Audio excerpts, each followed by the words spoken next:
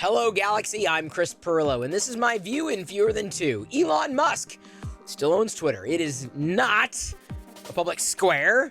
It wasn't a public square even before Elon Musk. It is very much a private company. Elon can do with it whatever he so desires. What he desires today? No longer letting users browse tweets, user profiles, or comment threads on the web without first logging in, redirecting all those URLs to a sign-in page.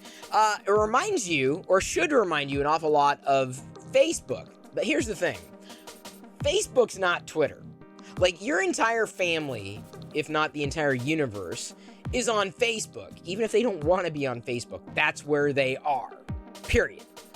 They're not on Twitter. People wanting to jump through hoops to get on Twitter, well, let me put it to you this way. That didn't work even when all that information was public.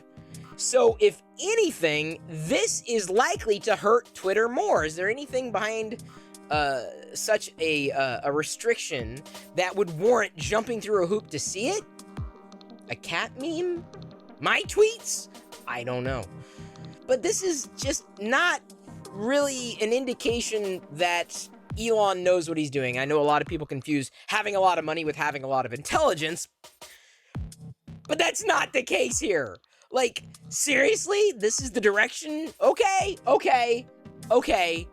I still use Twitter. I'm already logged in. Not a big deal for me. But in terms of growth and trajectory and the future, I'm not so sure this is gonna help.